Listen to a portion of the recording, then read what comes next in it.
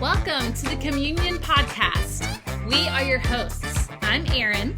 And I'm Ramonita. Come.Union is all about relationships over religion. Relationship with Christ, with ourselves, and with one another. And in a culture that seems so divisive, we're cultivating a community of truth seekers from all walks of life. So whether you have faith, no faith, or have walked away from the church, you are welcome here. We're ready to understand, heal, have tough conversations, and rebuild bridges. So let's get started. Let the reconciliation begin. It's better when we get together. Everything is better when we are side by side. Hey, hey, side by side, side by side, side by side. Hey, side by side, when we are side by side. Hey, Eve. Hey, T. Hey, Erin. Good. How are you? Good. I am recording in a closet of a rental house in North Carolina right now because we're on a family vacation. Come.Union is just too dang important to skip an episode and to skip recording. So here we are. We love you guys. We'll work out our schedules to keep these episodes coming.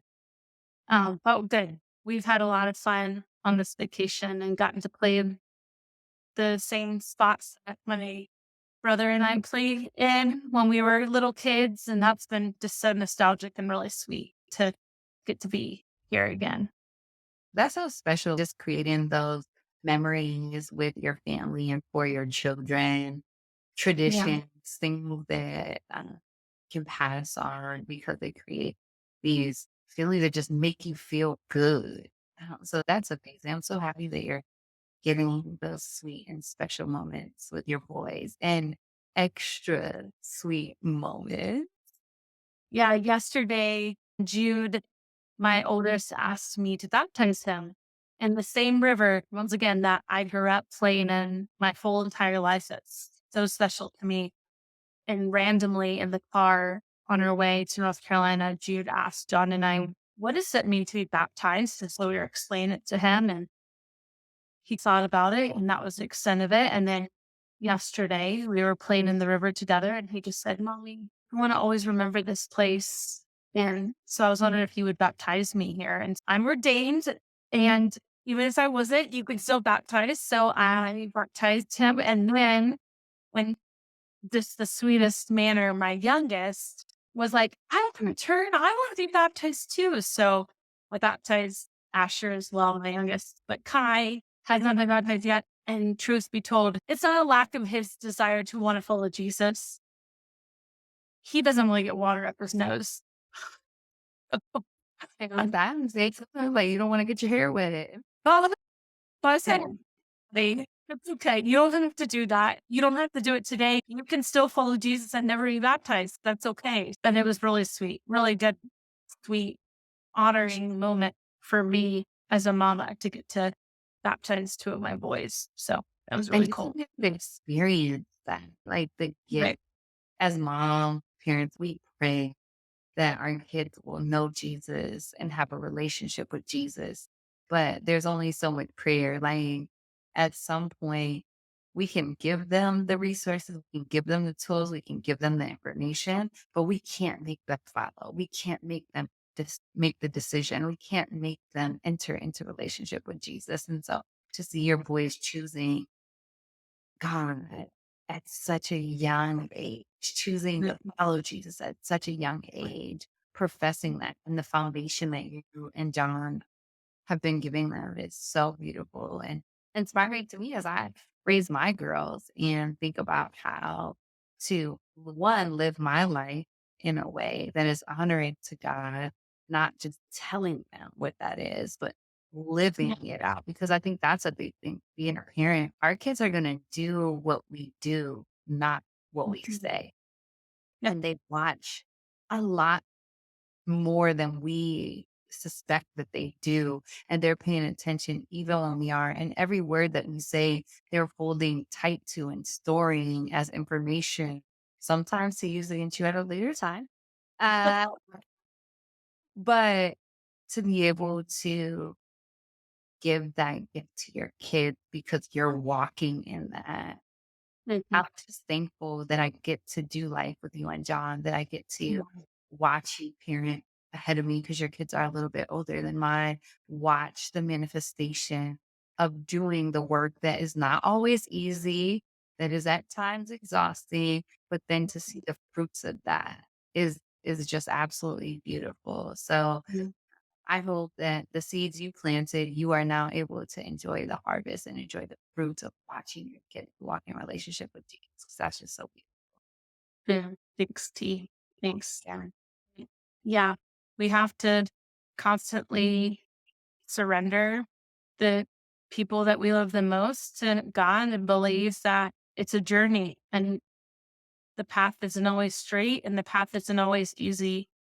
But I want more than anything for our boys to see a mom and dad who choose to follow Jesus even when it's really hard and even when they are frustrated with the journey. I want them to see that we stick to it because I think that example anchors our faith going forward when we have examples of people in our lives who do that and that mess up.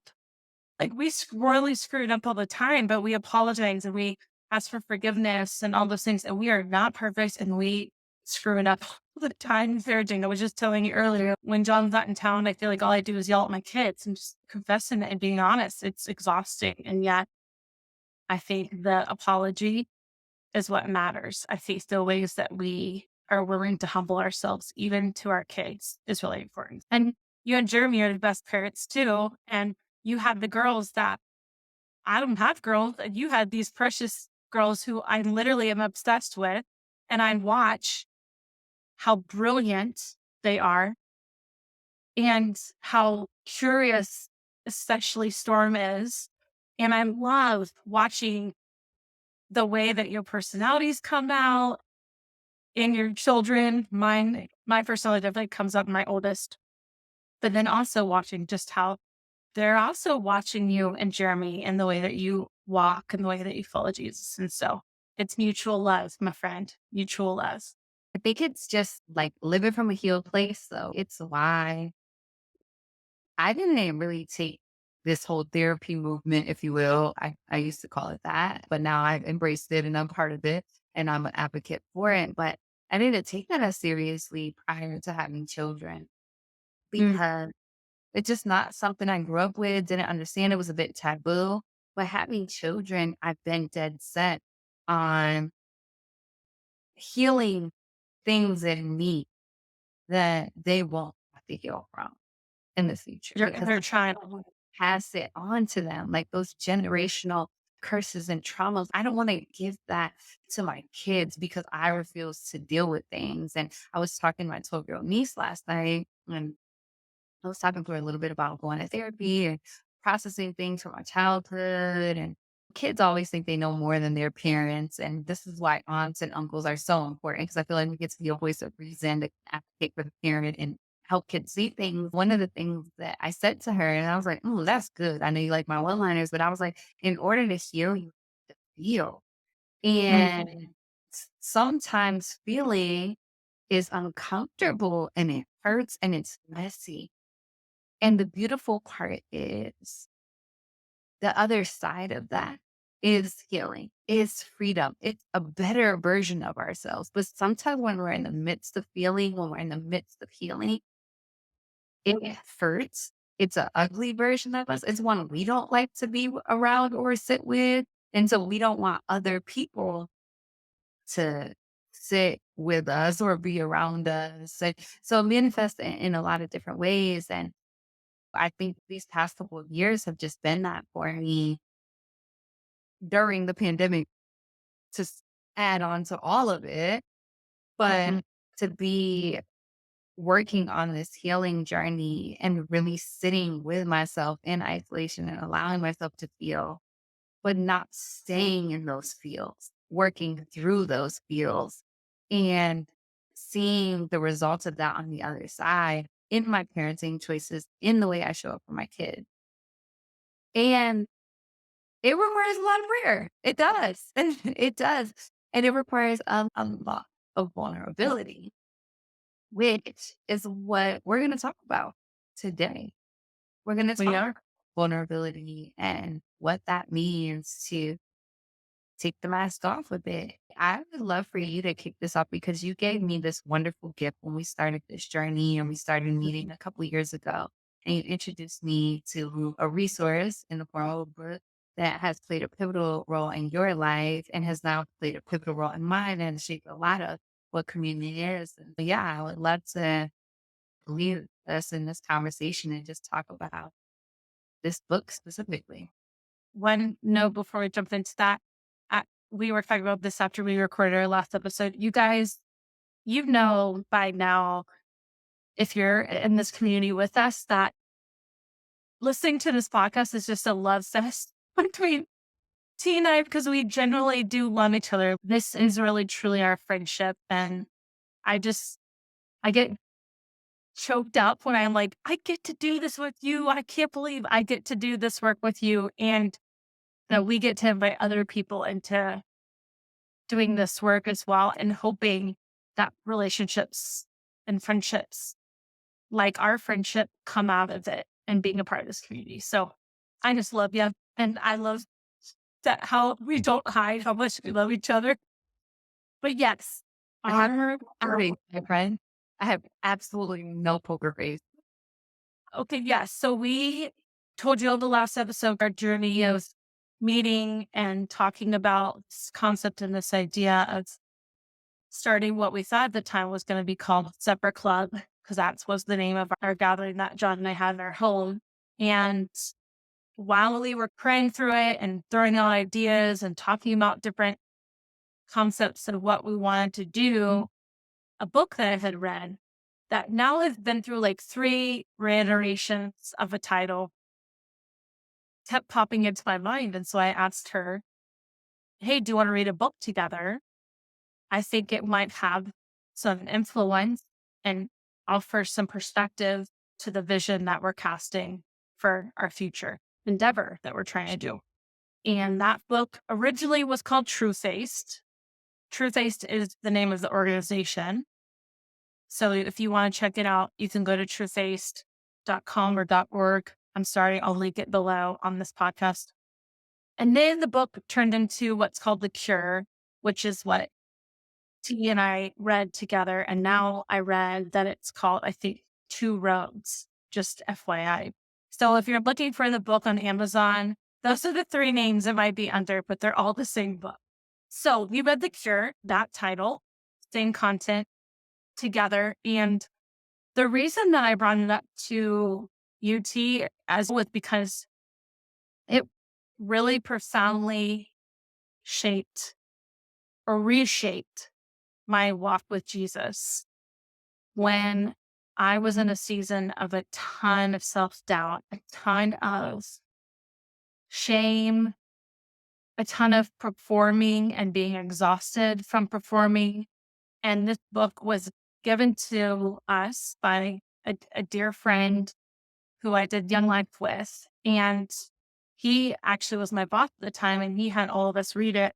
And I was staff, and we read it. And it just, honestly, it was the start of my friendship with my best friend, my other best friend besides T, my best friend Jamie in Oregon. Like, literally, I could tell you so many stories about the book and the influence it had on Jamie. She used to not like me. Sorry, Jamie, I know you listen to this podcast. I'm calling you out.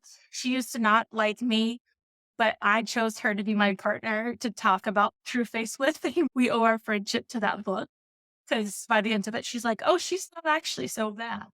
We started reading this book together, and TT and I did. And I think I read it like around 9 times now. So I should have it by memory, but it always strikes me differently every time I read it. And the concept of it is that there are 2 roads. There's the road of pleasing God, and there's the road of trusting God. And it's this story. It's using this man who finds himself on this road and on this path, and he's trying to figure out which road to go down. And at the end of each road is a different room. At the end of the road of pleasing God is the room of good intentions. And at the end of the road of trusting God is the room of grace. And then it starts to break that down and explain what exists on both those paths and what exists in both those rooms. And it's really an incredible storyline, and you identify with it when you're reading it. And there's also the path of disillusionment, which is a hidden path that exists in between it. And don't worry, on this podcast, we're going to talk actually in two parts. So today's part one, we're going to have a part two. We're going to explain all of this to you and give you the concept, because we felt, hey, if this is the foundation of our podcast journey of what we want to offer you, then it should probably be something that we talk about. And even something that maybe you guys read or we read as a community all over again together, because it's super powerful, and it really is. And T, correct me if I'm wrong, but it really is the culmination of everything that we're trying to do in communion, keeping ourselves authentic, keeping masks off, and living as our authentic self, seeing God for who he really is, not who we thought he was. It's learning how much our stories matter, but also how much safety matters. And when we find places of safety where we can share what is true about ourselves, we can start to believe that on our very worst day, God doesn't love us any less, but he loves us the same as he's loved us on our best days, that God loves us so deeply on our very worst day that you're still up, which is a concept that was extremely hard for me to believe as a performer who thought her whole life people love me when I earn their love. This book turned it all on its side. And it's based in scripture, like it's based in truth of scripture. But what I love about it is you don't have to be a person of faith to read this book and to still agree with the concepts of what it says. And it's not anything that I would give to or fear to give to a person and thinking, oh, maybe it's too Christian. No, it's like this. It is who God's heart really is. It's the way God's heart really is. And I love it. And so we're talking about that today. And I think we can start on the road of pleasing God. And T, why don't you talk about that road and when you were reading the book, how it had an impact on you? Yeah.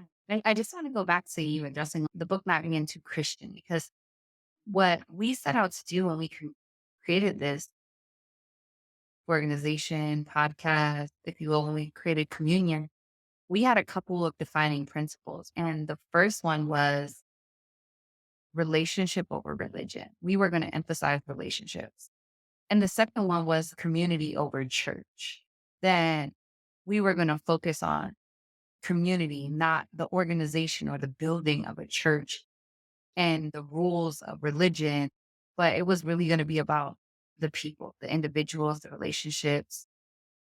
And the reason why this book played such a significant role for me personally was, I know you talked about when you picked it up for the first time, you were in this place of self-doubt and just really struggling.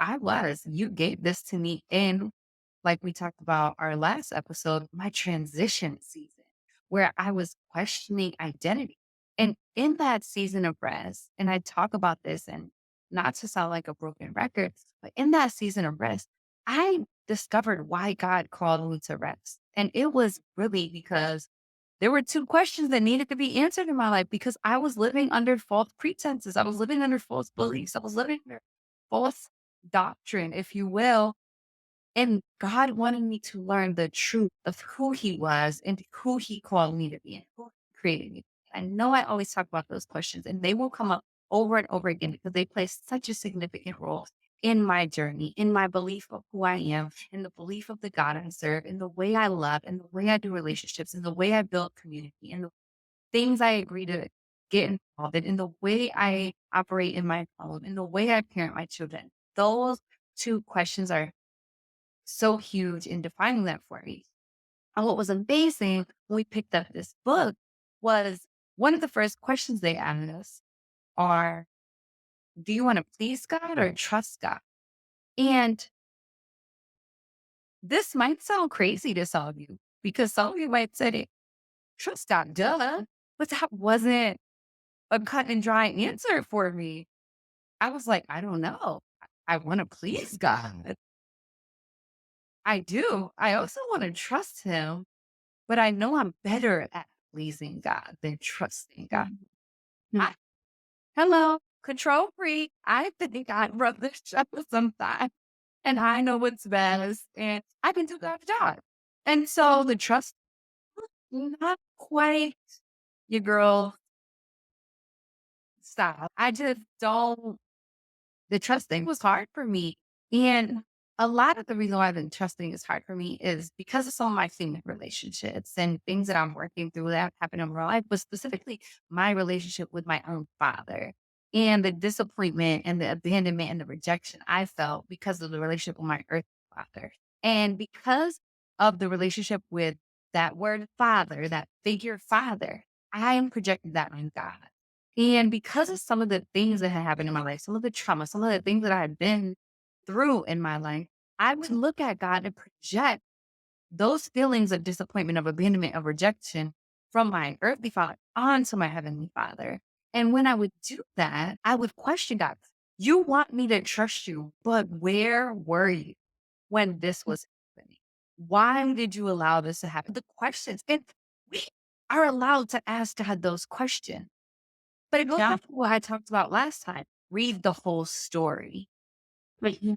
Those things do happen.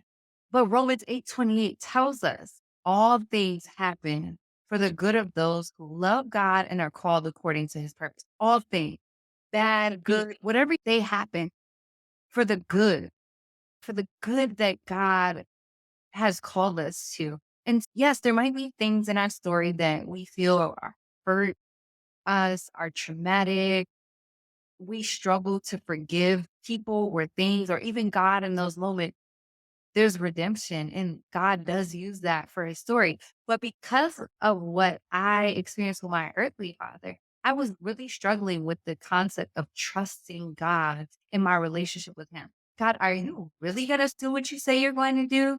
Are you really going to fulfill that promise? Did you really say that? Did I hear you correctly? Were you there? Do you have me? Will you provide for me? All the questions I would ask. And so that trusting, I really struggle with. And in my life, because I haven't always been able to trust the people who I should have been able to trust in my life, I felt like I can only trust me.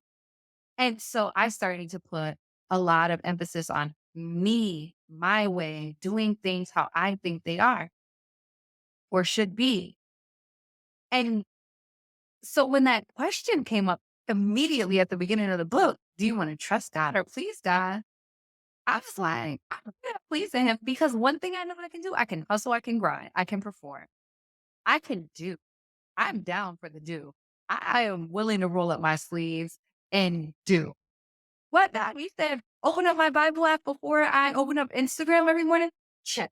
Make sure, even if I only open up for 1 second to read that scripture of the day, best believe I open up my Bible first. Pray every day. God, I'll pray. Oh, the same grace that I used to pray over my meals when I was in pre-K over every meal because that's blessing the food.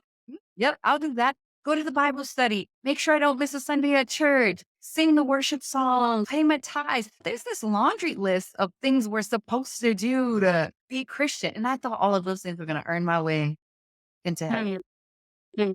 And so I read this book as this man chooses the pleasing uh, path when he's at this fork in the road and he gets to the road of good intentions.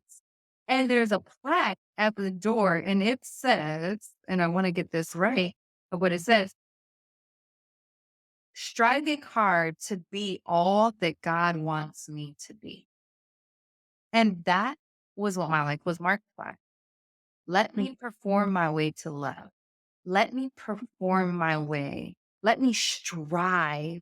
Let me live up to those unrealistic expectations that I have for myself, that other people have of me. Let me overexert, overextend myself. And striving only led me to exhaustion. Yeah. And even still to this day, I gotta battle that spirit of performance. I gotta battle that spirit of proving my worth. I gotta battle that spirit of, hey, I can do to earn, to win, to make you believe that I'm deserving of something. It's easy for me to get there. And so reading this book and then learning about the room of grace was so profound for me and Mhm. still challenging for me. And I know you mentioned it was for you too. And so would love for you to then just talk about what that challenge was and what was so challenging when you were learning about what the room of grace represented. But Yeah. Well, that's so good, T. We are soul sisters through and through because everything you just said was literally my journey of believing that the only way that anyone was going to love me, including God, was if I pleased them and if I performed really well. And maybe one episode we'll talk a little bit about our marriages and her husbands, because that has also a story for another time for John and I, and how I was striving to earn his love when we first met. But yes, so you go into the room of good intentions. You go down the path of pleasing God. And you enter the room of good intentions. And what do you find in that room? It's not only that plaque, but it says that the guy opened the door and the hostess is there and everyone is manicured. Their makeup is perfect. They're in these perfect conditions. And this guy's feeling pretty haggard along the road. And so he's crap. I better get my ish together. And they ask him the question, or he asks the question, how are you? And they say, I'm fine. I'm fine. You're fine? Yeah. Are you fine? Yeah. We're all fine. Everyone's fine. Everything's fine. We're all fine. And then they ask him back, and how are you? And because they were not vulnerable and because they said everything was fine, he didn't feel the safety of saying how he was really doing. And so he answers back, yeah, I'm fine too. Yeah, sure. I have no problems. Nothing to complain about. Everything's fine. We're all fine. But when he finds himself in that room, is in a place of despair and further hurt because he is coming to this room feeling really broken. And he's met with people who don't actually care to hear how he's really doing. And so, in paraphrasing, there's more that happens in that room, but read the book. He leaves the room. He does pass some people along that road, and we're going to get back to that. That's the path of disillusionment. But on his way down the new path of trusting God, he knocks on the door of the room of grace, and the hostess answers. And now everything's chill and everyone's relaxed. And everyone, I'm imagining, was like in comfy clothing kind of description. And I love this part, so I'm going to read it because it says that the whole room is watching him now, and they ask him the question, how are you doing? And he sees eyebrows tilt in skepticism because he says, I'm fine. Yeah, sure. Everything's fine. He took on the former role of the good intentions because he doesn't believe there's a place so safe where the worst of him can be known. And so everyone's looking at him ways, I'm fine. I'm fine. It says the whole room is looking at him and his heart sinks. And he's thinking to himself, I'm so tired of this. And I turn towards the room, all eyes on me, and I yell out to everyone so everyone can hear him. He says, hey, everybody, listen up. I'm not fine. Not fine at all. I haven't been fine for a long time. I'm tired. I'm confused. I'm angry. I'm afraid. I feel guilty and lonely. And that makes me even angrier. I'm sad most of the time and I pretend I'm not. My life is not working in the moment. I'm so far behind and freaked out about what to do next. I'm almost completely frozen. And if any of you religious kooks knew half of my daily thoughts, you'd take me out of your little club for sure. So again, I'm not doing fine. Thanks for asking. I think I'll go now. And he turns around to leave. And then it says he turns towards the door, and before he has a chance to break down again, and he grabs the knob, a voice booms in the background, and they say, That's it. That's all you got. I'll take your anger, your guilt, and dark and to compliance, which leads to to disobedience. And I'll raise you a broken marriage, divorce. I'm a horrible father. I suck at my job. And it goes on and on. And I love that part because it was this unraveling of this guy in a pressure cooker of thinking he had to have it all together. And then all of a sudden, these people start confessing back to him how hurt and broken they are. And all of a sudden, because he chose to be authentic, even though he was doing it out of frustration and just imploding, all of a sudden he starts to experience the room of grace. He gets to experience what it looks like to be in community with people who are not asking you to be perfect and who have space for you to be on a journey instead of having space for you to get your ish together. And so that room in that particular part of the book, and there's so much more to the book that we will talk about. But that was the moment that shifted for me because I thought there is a place for real where I don't have to have all my stuff together. There's a place for real that I could be fully known and yet fully loved that exists. And then what an even bigger deal to realize that is the truth of who God is. We talked about it, I don't know, in episode 2, the story of the prodigal son, that the father runs towards the son. He's not giving his son a lecture telling him how much he screwed up. He's giving his son this space to say, I still love you. And I know what you've done. And I'm holding that space and I love you. And I want your relationship with me. And that is really what reshaped my view of God and the way that God views and views others. Going back to the sign that was on the door, and talked about the one in the first room, but the one in the room of grace, the banner says, standing with God, my sin in front of us, working on it together. That perfectionism that existed in that first row, having to look like you have it all together and all that you're perfect and well manicured and everything's fine. Everything's fine. I think about that meme where like the house is on fire and the little dog and we're like, everything's fine. How often I've been in those scenarios. Yep, because I don't know how to ask for help, but that's another conversation for another day. And so I think about that. And I think so often that is what the church has become, or people believe the church is. That in order to enter the doors of church, you have to be blameless, without sin, pure as snow. No. The church, and you say this all the time, is a hospital. It's where you come a mess. It's where you come broken. It's where you come unhealed. It's where you come spiraling, whatever you want to call it.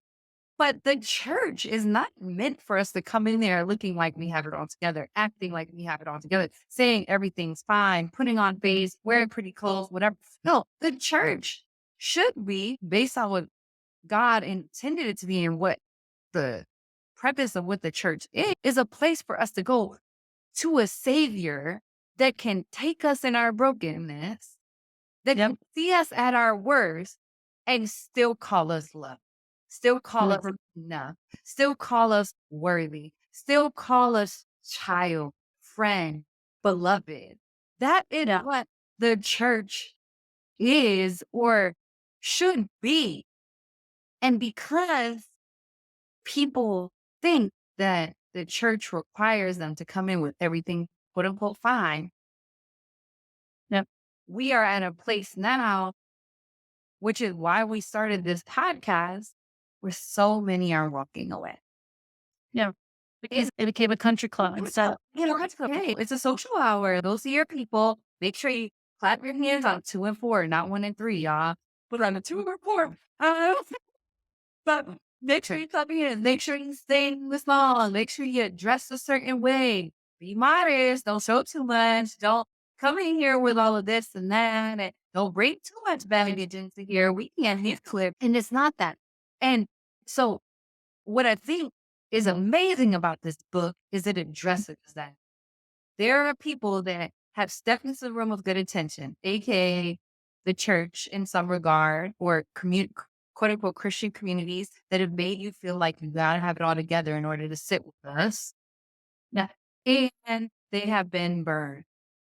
Yeah. And there is a path that it talks about in this book called the path of disillusionment. And I'm sorry for story time, but I want to read specifically what the path of disillusionment is, because I think it's important for us to address these things and to talk about how we get on that path of disillusionment, how sometimes we can stay there, and then what it could look like for us to move from the path of disillusionment while we're leaving the room of good intention, but to Yeah. still end up in the room of grace. And so here's what it says. It says, the psalm that they say, never again leave the room of grace in all its stunning, panoramic, life-giving surroundings, except to intentionally rescue and stand with those still outside. However, many choose not to stay. As absurd as it sounds, some never even give themselves a chance to choose, a chance to get there. Not all make it back to the fork in the road after leaving the room of good intentions. Scattered along the entire path back towards the fork, you'll find them. Some sit alone, tucked away, almost out of sight. Some collect in two and threes. Many spend the rest of their journey there. The room of good intentions broke and jaded their hearts, robbing them of hope.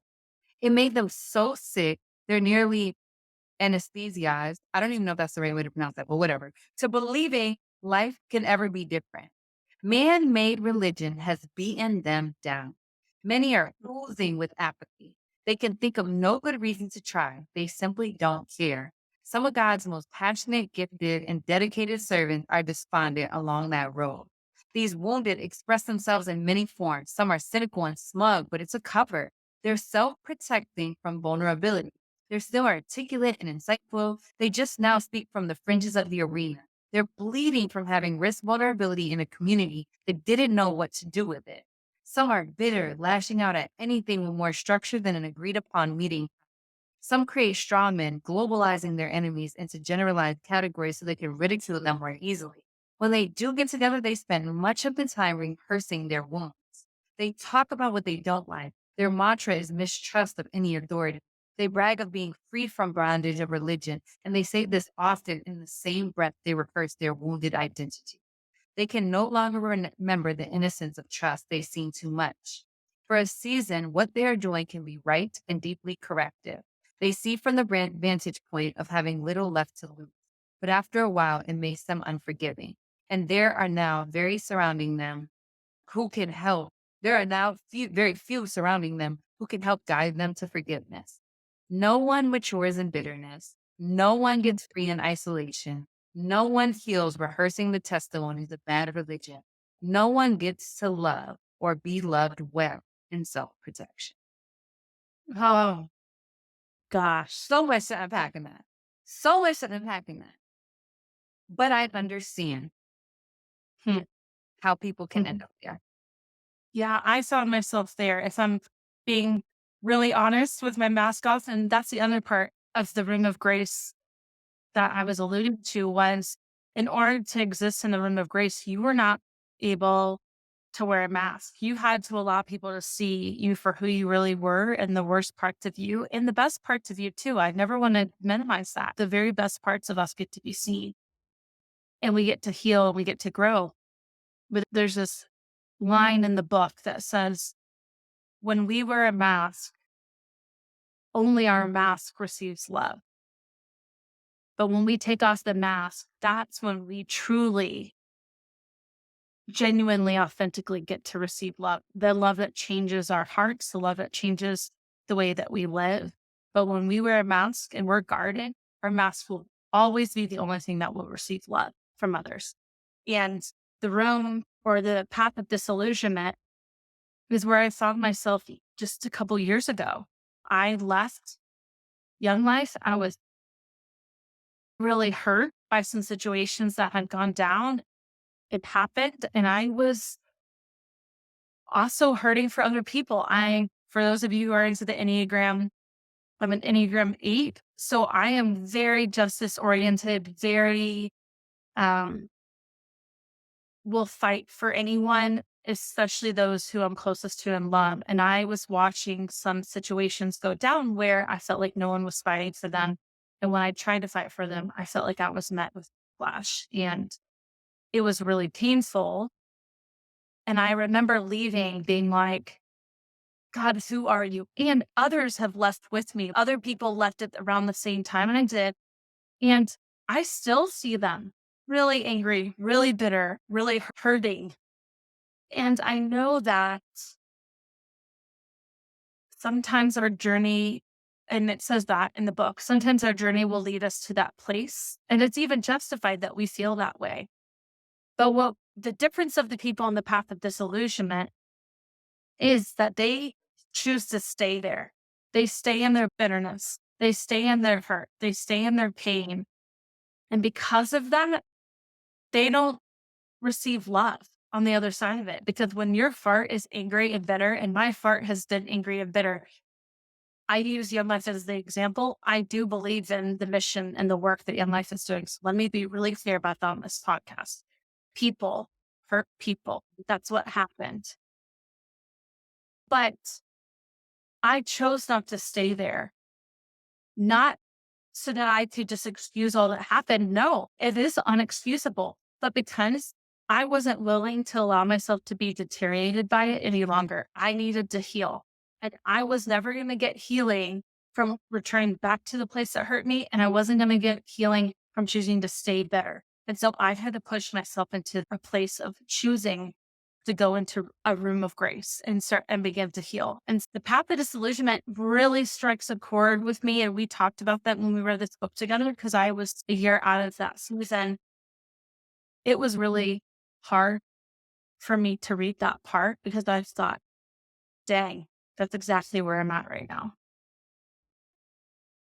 And I know we'll talk about this more in part two because there's so much to but once you get a lay of the land and find out about these roads and this path, and maybe we can tease it a little bit, but I'd love for you to talk a little bit about what that journey was. You find yourself burnt out on bad religion, still believing in God, but not necessarily believing in people or organizations that you had been a part of.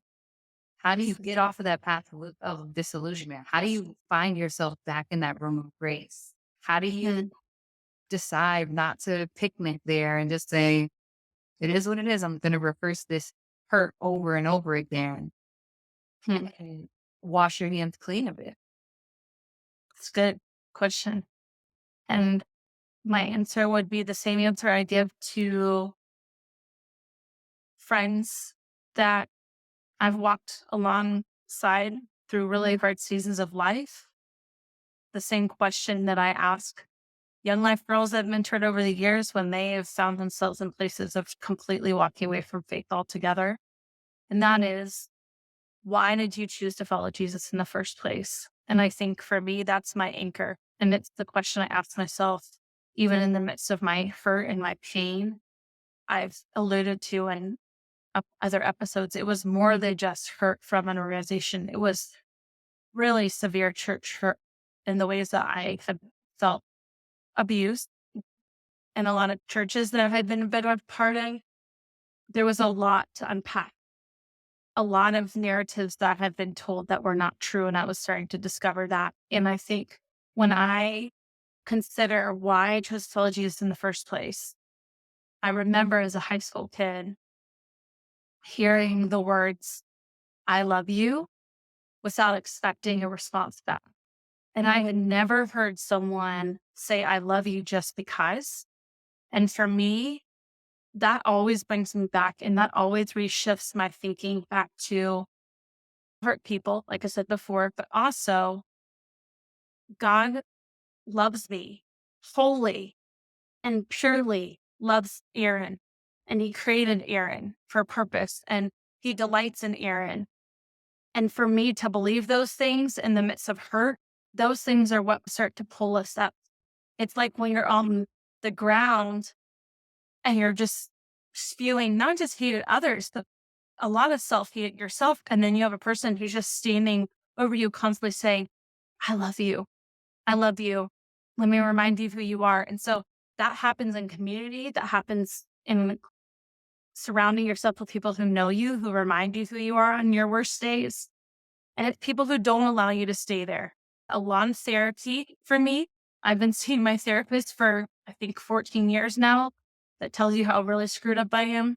Just kidding. I can really enforce therapy. You don't be screwed. You're all screwed up. Everybody's screwed up. But I love therapy. I have a spiritual director, but I have lots of really good friends. You being one of them that wouldn't let me stay down. And I think those elements of remembering why I chose to follow Jesus, the community I surrounded myself with, and honestly, mental health is what pulled me out of that. And there's this other page in the book that when I was reading it reminded me of that season. And it was talking about how it says serving failure is all we think about until a new life is wooed forth. We need others to show us God beautifully without condemnation, discuss unsatisfied demands. We long to obey. It makes our soul sing. And when we've been goaded so long, we've learned to shield ourselves from religion. We'll fight that kind of authority just for the fight. It's what the law does in any form. It makes rebels of people who want to love and be loved. That rebel part. And it says, but there's an incredible phrase in Hebrews. Without faith, it is impossible to please God. This statement shows us that the path we have to take is only by trusting God can we truly please God. If our primary motive is to please God, we'll never please Him enough and we'll never learn to trust. Pleasing God is a good desire. It just can't be our primary motivation or it'll imprison our heart. And if we bring to God all of our moral striving, we're back at the same lie that put us in need of salvation in the first place. We're stuck in our independent talents, our longing and resolve to make it happen. And this self-sufficient effort to assert a distance of deity nauseates God. I love that part. But yeah, it's how, even reading it today, a couple episodes ago, I talked about how I feel like a rebel. And I don't necessarily feel that way today because I've done some work to understand that the reason I felt like a rebel was because I got hurt and it really pissed me off. And when I get pissed off at things, I'm going to rebel against the people who hurt me. My niece is here with us for the summer one. We were having a conversation last night, and she was talking about how hard middle school is and stuff, and how oftentimes she's confronted with the choice of bully or be bullied. Let me join in to talk about these kids so that they don't talk about me. And I was like, "Can't you just say, I don't want to talk about people, or can't you just say, I don't want to sit with you?" And she said, being alone really sucks though. And I don't want to be alone. So now she's confronted with this choice where she's almost scared to speak up and say, I don't want to do that. I don't want to partake in those conversations. I don't want to be me, because the sense of belonging is like, you got to join in. And so we started to talk about it. She was like, I don't want people all up in my business. I don't want them to know I hurt. I don't want them to know what I'm going through or whatever. And I was like, but don't you think all of the kids that are bullying are just doing the same thing? They're all distracted from their own hurts. And she starts to unpack each of their backstories and the things that they've been through. And as she does, the stories were so sad. What 12-year-olds go through. I think about my 12-year-olds. Oh, and I'm like, oh gosh, such a hard life, because you are in these situations where sometimes there's adults making decisions for you that aren't the best thing for you, or you can't control your situation. You're not necessarily independent, but you are coming into a greater understanding of the world. And she was talking about their backstories, and all I could hear was hurt people. And I kept just reiterating this point to her: love will heal all. If we choose love, it will heal all. But going back to this path of disillusionment that it talks about, we live in these self-preservation modes, these survival modes, these self-protective modes, doing anything in their power not to get hurt. not to put ourselves in vulnerable positions, not to go against the grain and say, you know what, I'm not going to partake in this bullying. I'm not going to partake in being mean. I'm going to choose to be kind. I'm going to choose to love. I'm going to choose to go sit with the kid that gets bullied.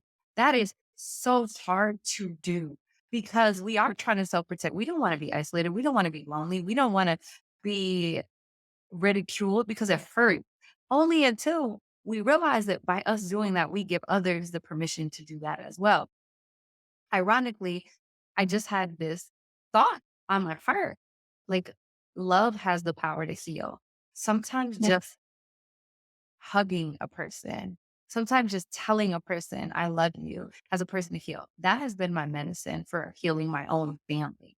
I have taken in multiple members of my family throughout my life, and every single one of them has left knowing that they are loved.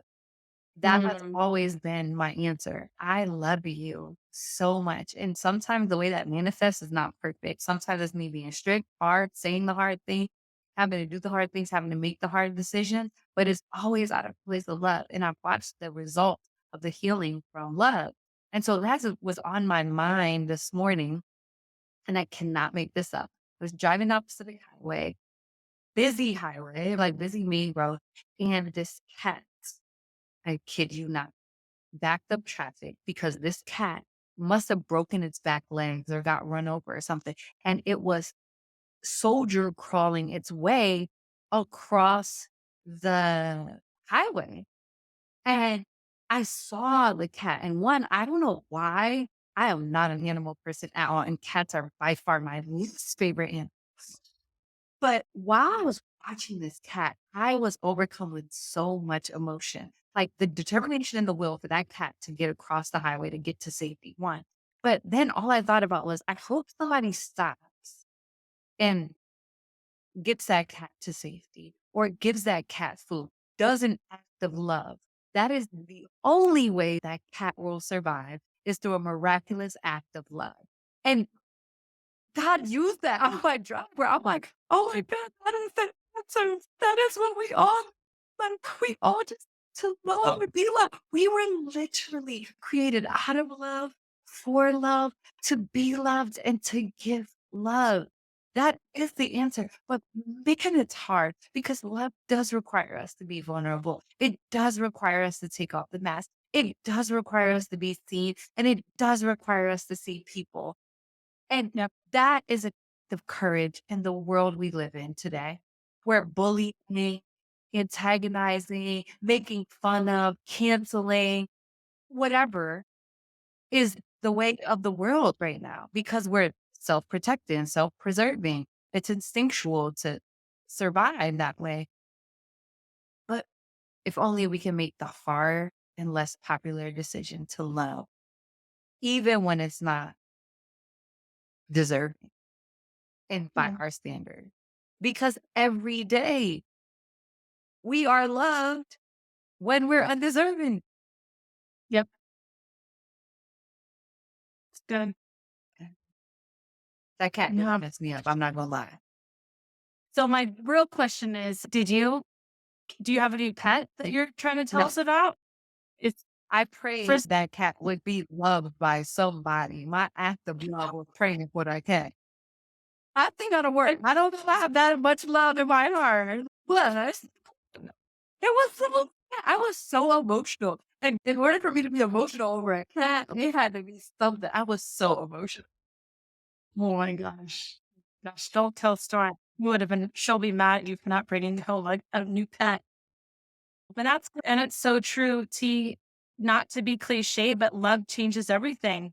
It does. I am convinced that I cannot sit in the presence of a loving person and stay in a bad mood.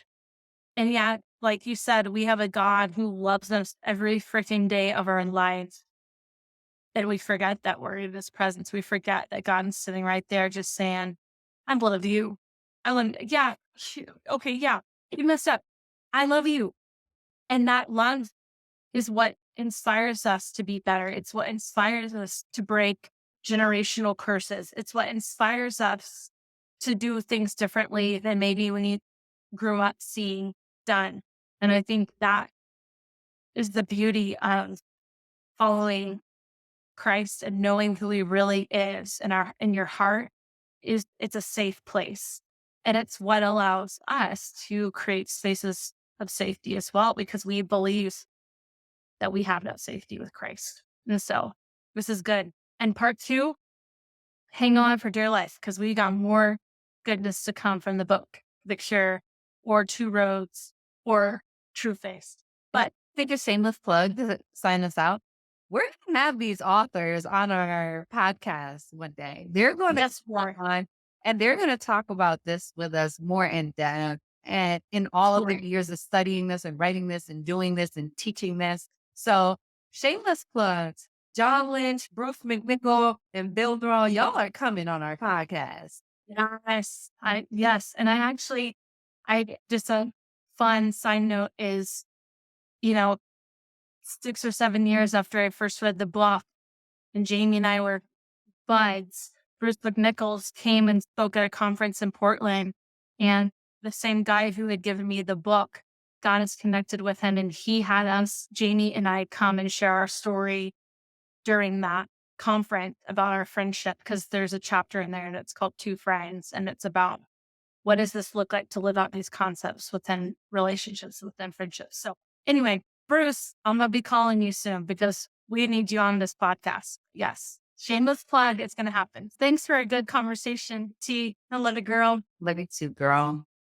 All right. Let the reconciliation begin. Thanks so much for listening today. Want to stay up to date with our episodes? Then subscribe to our podcast and newsletter on our website, Come.Union.com. Follow us on Instagram at Come.Union. Rather watch our podcast? Then subscribe to our YouTube channel at Come_Union.